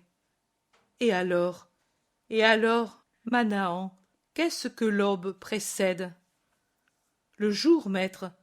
Pourquoi le demandes-tu? Parce que la mort de Jean précède le jour où je serai le Rédempteur. Et ce qu'il y a d'humain en moi frémit à cette pensée. Manahan, je vais sur la colline. Toi, reste pour recevoir ceux qui viennent, pour secourir ceux qui sont déjà venus. Reste jusqu'à mon retour, puis tu feras ce que tu voudras. Adieu. Et Jésus quitte la pièce. Il descend doucement l'escalier, traverse le jardin et, par derrière, il prend un sentier au milieu des jardins abandonnés et des vergers d'oliviers, de pommiers, de vignes et de figuiers. Il remonte la pente d'une petite colline, d'où il disparaît à ma vue. Chapitre 134. Allons à Tariché. Il fait nuit quand Jésus revient à la maison. Il entre sans bruit dans le jardin, s'arrête un instant devant la cuisine sombre. Il voit qu'elle est vide. Il se rend dans les deux pièces où sont les nattes et les lits. Vides, elles aussi. Seuls les vêtements qu'on a changés, en tas, par terre, indiquent que les apôtres sont revenus. La maison semble inhabitée, tant elle est silencieuse. Jésus, en faisant moins de bruit qu'une ombre, monte l'escalier, blancheur dans la blancheur de la pleine lune, et arrive sur la terrasse. Il la parcourt. Il semble un spectre qui se meut sans bruit, un spectre lumineux. Dans l'éclat de la lumière lunaire, il semble s'affiner, grandir encore. Il lève avec la main le rideau qui est à la porte de la chambre du haut. Il était resté abaissé depuis le moment où les disciples de Jean y étaient entrés avec Jésus. À l'intérieur, assis çà et là, en groupe ou seuls, il y a les apôtres avec les disciples de Jean et Manahan, et endormi avec la tête sur les genoux de Pierre, il y a Margiam. La lune se charge d'éclairer la pièce en entrant avec ses flots phosphoriques par les fenêtres ouvertes. Personne ne parle et personne ne dort, sauf l'enfant assis par terre sur une natte. Jésus entre doucement et le premier qui le voit, c'est Thomas. « Oh, maître !» dit-il en sursautant. Tous les autres se secouent. Pierre, dans son impétuosité, va se lever brusquement, mais il se souvient de l'enfant et le fait doucement, en appuyant la tête brune de Margiam sur son siège, de sorte qu'il arrive le dernier près de Jésus, pendant que le maître, avec la voix fatiguée de quelqu'un qui a beaucoup souffert, répond à Jean, Jacques et André, qui lui disent leur douleur. Je le comprends, mais seul celui qui ne croit pas doit se sentir désolé par une mort. Pas nous qui savons et croyons. Jean n'est plus séparé de nous, il l'était auparavant. Auparavant, il nous séparait, même ou avec moi, ou avec lui. Maintenant, c'est fini. Où il est, moi je suis. Il est près de moi. Pierre passe sa tête grisonnante au milieu des têtes jeunes, et Jésus le voit. Toi aussi tu as pleuré, Simon de Jonas. Et Pierre, d'une voix plus rauque qu'à l'ordinaire, oui, Seigneur, car moi aussi j'avais été disciple de Jean. Et puis, et penser que vendredi dernier, je m'attristais que la présence des pharisiens nous aurait remplis d'amertume le sabbat. Celui-ci, oui, c'est un sabbat d'amertume. J'avais amené l'enfant pour avoir un sabbat encore plus beau. Au contraire. Ne te laisse pas abattre, Simon de Jonas. Jean n'est pas perdu. Je te le dis aussi à toi. Et en échange, nous avons 3 disciples bien formés. Où est l'enfant? Là, maître, il dort. Laisse-le dormir, dit Jésus, en se penchant sur la petite tête brune qui dort tranquille. Et puis, il demande encore. Avez-vous soupé? Pierre répond. Non, maître, nous t'attendions et nous étions préoccupés. Maintenant, à cause du retard, ne sachant pas où te chercher, il nous semblait t'avoir perdu, toi aussi. Nous avons encore le temps de rester ensemble. Allons, préparer le souper, parce que, après, nous allons ailleurs. J'ai besoin de m'isoler parmi des amis, et demain. Si nous restons ici, il y aura toujours des personnes pour nous entourer. Et moi, je te jure que je ne les supporterai pas, spécialement ces manœuvres de serpents, des âmes des pharisiens. Et ce serait dangereux s'il leur échappait même un sourire s'adressant à nous dans la synagogue. Du calme, Simon, mais moi, j'y avais pensé aussi. C'est pour cela que je suis revenu vous prendre avec moi. À la lueur des petites lampes allumées des 2 côtés de la table, on voit mieux l'altération des visages. Seul Jésus garde sa majesté solennelle, et Marc-Jeanne sourit dans son sommeil. L'enfant a déjà mangé, explique Simon. Il vaut mieux alors le laisser dormir, dit Jésus, et au milieu des siens, il offre et distribue un peu de nourriture que l'on mange sans appétit. Et le souper est vite terminé. Dites-moi maintenant ce que vous avez fait, dit Jésus pour les encourager. Pierre dit, moi, je suis allé avec Philippe dans les campagnes de Bethsaïda. Nous avons évangélisé et guéri un enfant malade. En réalité, c'est Simon qui l'a guéri, dit Philippe, qui ne veut pas s'attribuer une gloire qui ne lui appartient pas. Oh, Seigneur, je ne sais pas comment j'ai fait. J'ai prié beaucoup, de tout mon cœur, parce que le petit malade me faisait pitié. Puis je l'ai oint avec de l'huile et je l'ai frotté avec mes grosses mains. Et il a guéri. Quand j'ai vu son visage se colorer et ses yeux s'ouvrir, revivre en somme, j'ai eu presque peur. Jésus lui met la main sur la tête sans parler. Thomas dit, Jean a beaucoup étonné parce qu'il avait chassé un démon, mais c'est à moi qu'il est revenu de parler. Ton frère Jude l'a fait aussi, dit Matthieu. Alors, même André, dit Jacques d'Alphée. Barthélemy dit, de son côté, Simon le Zélote a guéri un lépreux. Oh, il n'a pas eu peur de le toucher, mais il m'a dit ensuite, ne crains pas.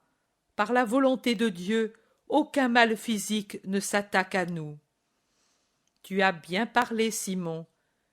Et vous deux? Demande Jésus à Jacques de Zébédée et à l'Iscariote, qui se trouve un peu loin. Le premier qui parle avec les 3 disciples de Jean, le second seul et renfrogné. Oh, moi je n'ai rien fait, dit Jacques, mais Judas a fait 3 miracles formidables, un aveugle, un paralytique, un possédé.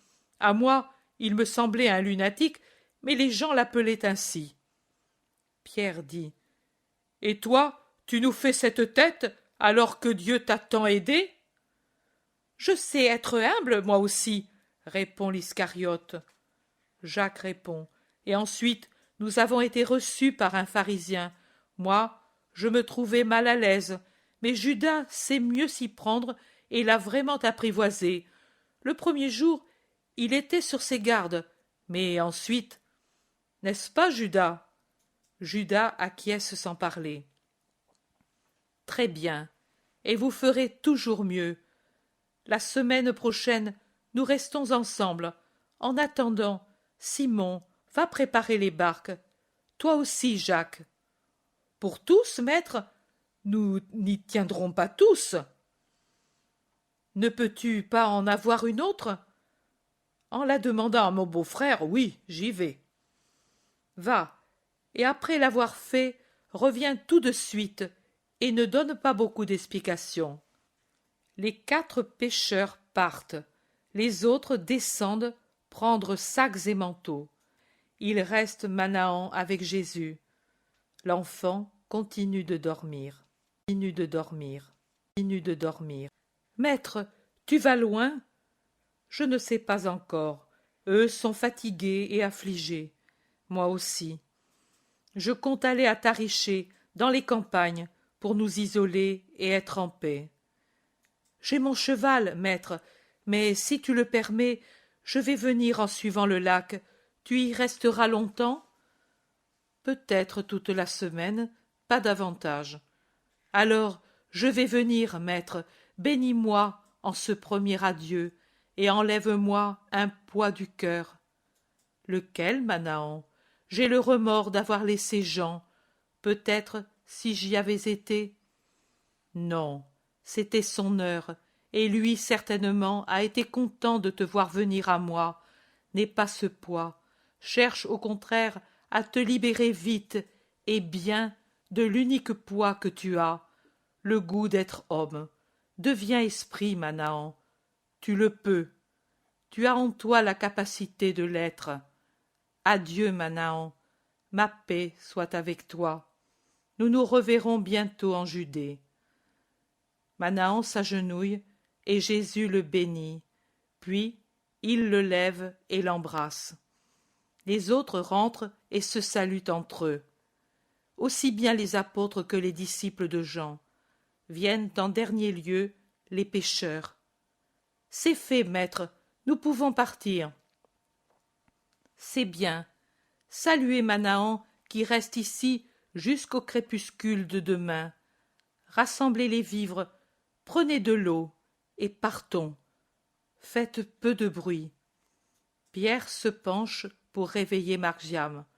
Non, laisse-le, il pourrait pleurer.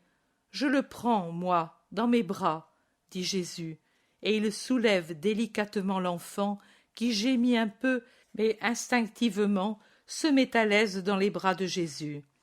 Ils éteignent les lampes, ils sortent, ils ferment la porte, ils descendent. Au seuil du jardin, ils saluent de nouveau Manahan, et puis enfilent, le long du chemin, plein de lune, ils se rendent au lac, immense miroir d'argent sous la lune au zénith. 3 taches rouges sur le miroir tranquille, c'est ce que paraissent les 3 fanaux des proues déjà immergés. Ils montent en se répartissant dans les barques, les pêcheurs montent les derniers. Pierre et un garçon là où est Jésus, Jean et André dans la seconde, Jacques et un garçon dans la troisième. Pierre demande: Où allons-nous, maître? À Tariché, où nous avons débarqué après le miracle des Géraséniens.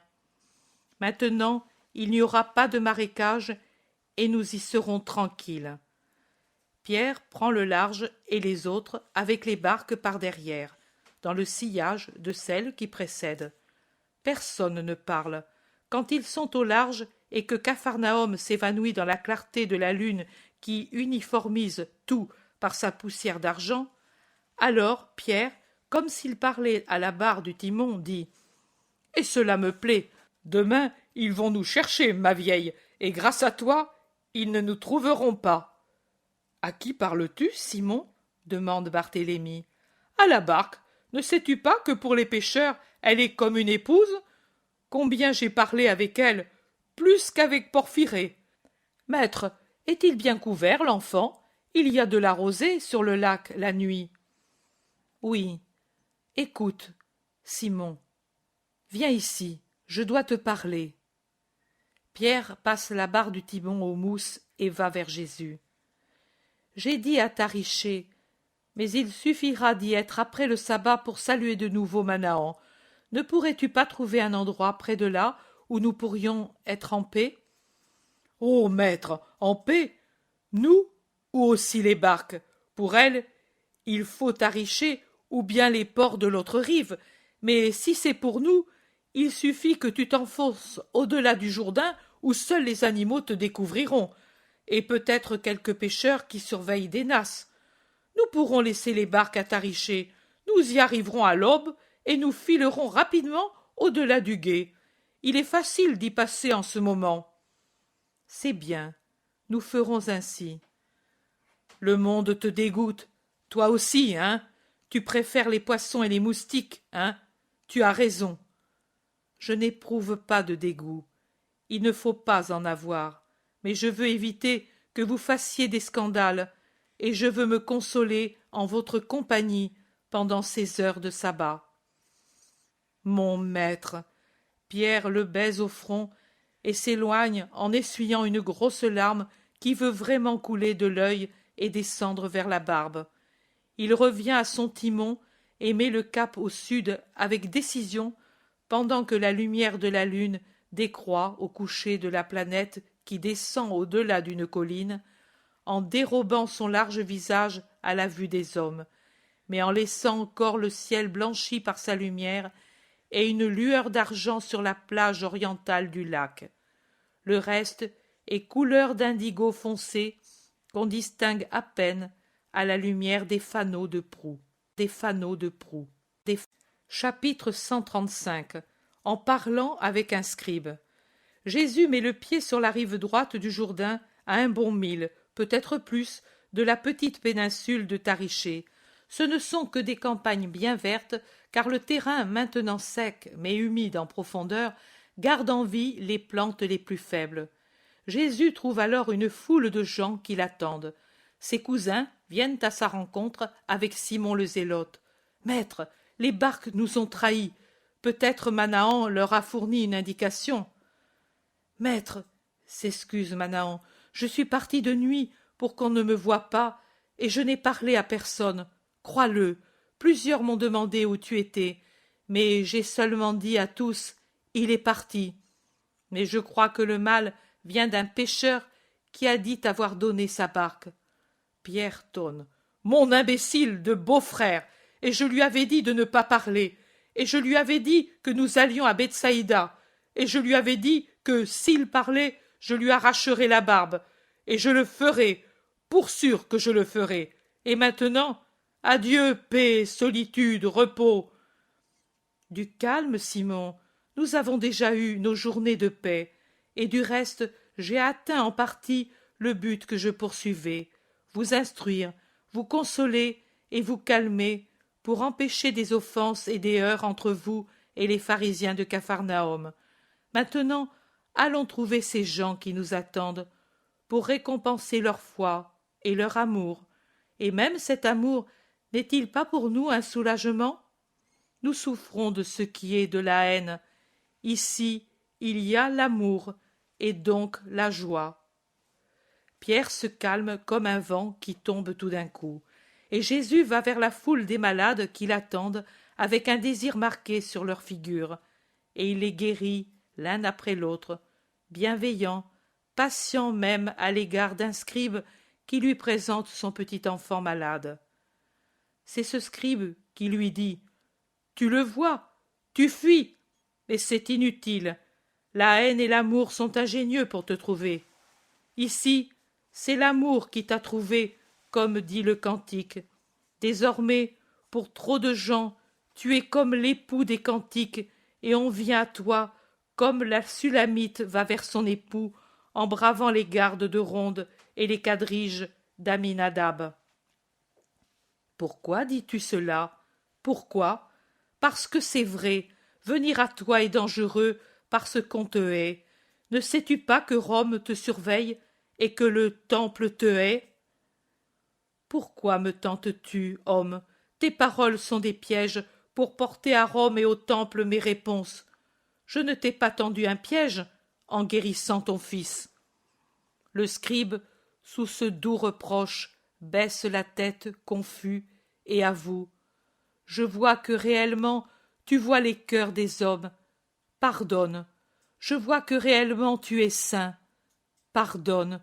Oui, j'étais venu alors que fermentait en moi le levain que d'autres y avaient mis, et qui avait trouvé en toi la chaleur qui convenait pour sa fermentation. Oui, c'est vrai, mais maintenant je m'en vais sans levain, ou plutôt avec un levain nouveau. Je le sais, et n'ai pas de rancune. Beaucoup sont en faute par leur propre volonté, beaucoup par la volonté d'autrui. Différente sera la mesure dont se servira pour les juger le juste Dieu. Toi, scribe, sois juste, et à l'avenir ne corromps pas comme on t'a corrompu. Quand le monde exercera sur toi sa pression, regarde la grâce vivante qu'est ton Fils, sauvé de la mort, et sois-en reconnaissant à Dieu. À toi, à Dieu, à lui toute gloire et louange. Je suis son Messie, et je suis le premier à le louer et à le glorifier, le premier à lui obéir, car l'homme ne se rabaisse pas en honorant et en servant Dieu avec fidélité, mais il se dégrade en servant le péché. Tu parles bien. Parles-tu toujours ainsi à tous? À tous. Que je parle à Anna ou à Gamaliel, ou que je parle aux mendiants lépreux sur un chemin de campagne, les paroles sont les mêmes, car la vérité est une. Parle alors, car nous sommes tous ici pour mendier une de tes paroles ou l'une de tes grâces. Je parlerai, pour qu'on ne dise pas que je suis prévenu contre ceux qui sont honnêtes dans leurs convictions. Elles sont mortes, celles que j'avais, mais c'est vrai, j'étais honnête, je croyais servir Dieu en te combattant. Tu es sincère, et pour cela tu mérites de comprendre Dieu qui n'est jamais mensonge, mais tes convictions ne sont pas encore mortes, c'est moi qui te le dis. C'est comme du chien-dent qu'on a brûlé. En surface, il semble détruit, et en vérité, il a subi un rude assaut qui l'a affaibli. Mais les racines sont vivantes, mais le terrain les nourrit, mais la rosée les invite à mettre de nouvelles tiges, et celles-ci de nouvelles feuilles. Il faut surveiller pour que cela n'arrive pas, ou tu seras de nouveau envahi par le chien-dent. Israël a la vie dure. Israël doit donc mourir? C'est une plante mauvaise? Il doit mourir pour ressusciter. Une réincarnation spirituelle? Une évolution spirituelle. Il n'y a pas de réincarnation d'aucune sorte. Il y en a qui y croient. Ils sont dans l'erreur.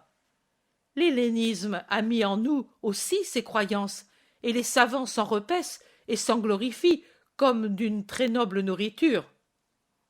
Contradiction absurde pour ceux qui crient à l'anathème pour la négligence de l'un des 613 préceptes mineurs. C'est vrai, mais c'est ainsi. On prend plaisir à imiter ce que pourtant on hait. Alors, imitez-moi, puisque vous me haïssez.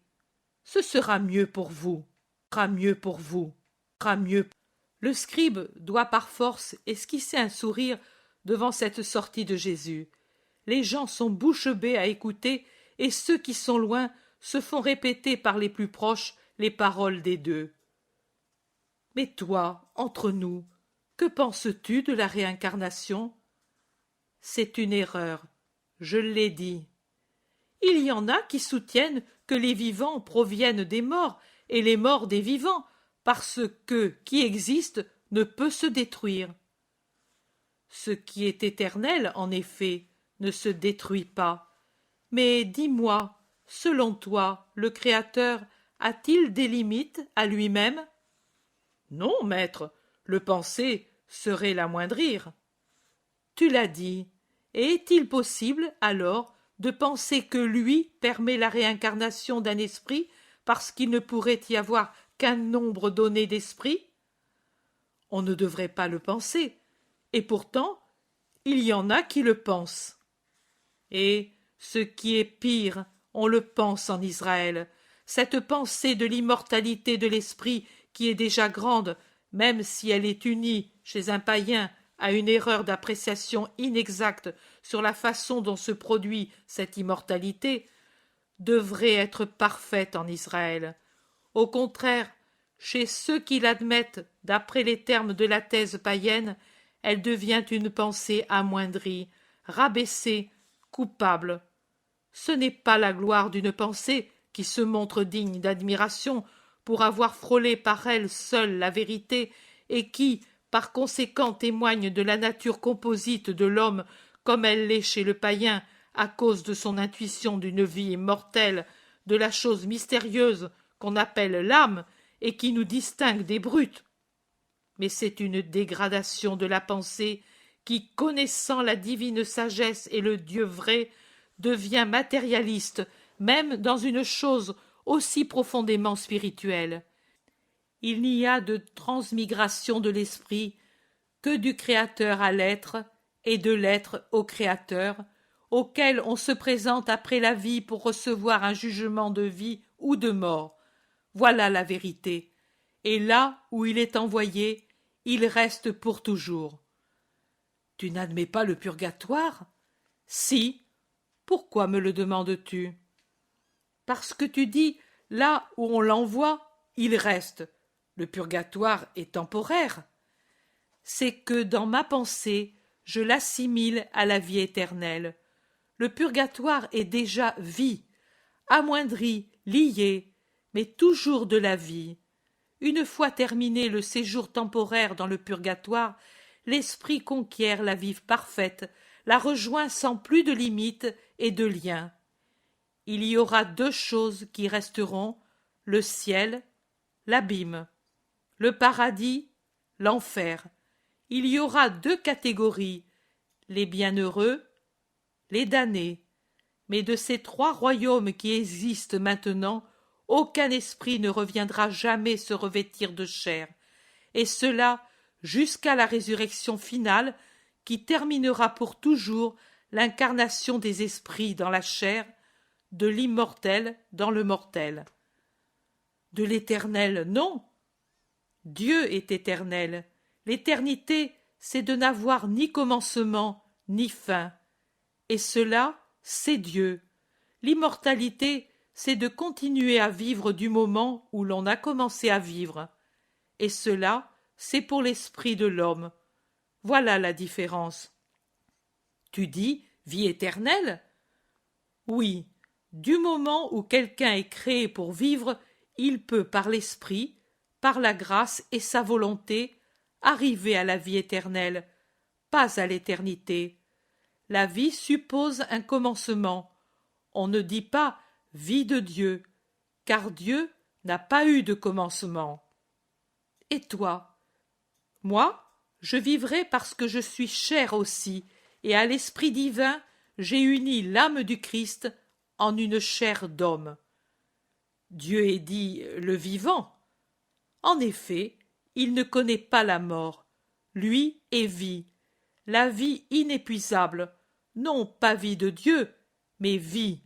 Cela seulement, ce sont des nuances, ô scribe, mais c'est de nuances que se revêt la sagesse et la vérité. Parles-tu ainsi aux gentils? Pas ainsi, ils ne comprendraient pas. Mais je leur montre le soleil, mais comme je le montrerai à un enfant jusqu'alors aveugle et idiot, et arrivé par miracle à la vue et à l'intelligence. Ainsi, comme un astre, sans arriver à en expliquer la composition. Mais vous d'Israël, vous n'êtes ni aveugle, ni idiot. Depuis des siècles, le doigt de Dieu vous a ouvert les yeux et éclairci l'esprit. C'est vrai, maître, et pourtant, nous sommes aveugles et idiots. Vous vous êtes rendu tel, et vous ne voulez pas du miracle de celui qui vous aime. Maître, c'est la vérité, scribe. Celui-ci baisse la tête et se tait. Jésus le quitte et va plus loin, et en passant, il caresse Marc-Jam et le petit garçon du scribe qui se sont mis à jouer avec des cailloux multicolores. Sa prédication est plutôt une conversation avec tel ou tel groupe, mais c'est une prédication continuelle car elle résout tous les doutes, éclaircit toute pensée, résume ou développe des choses déjà dites ou des idées partiellement retenues par quelqu'un. Et les heures passent ainsi, passent ainsi.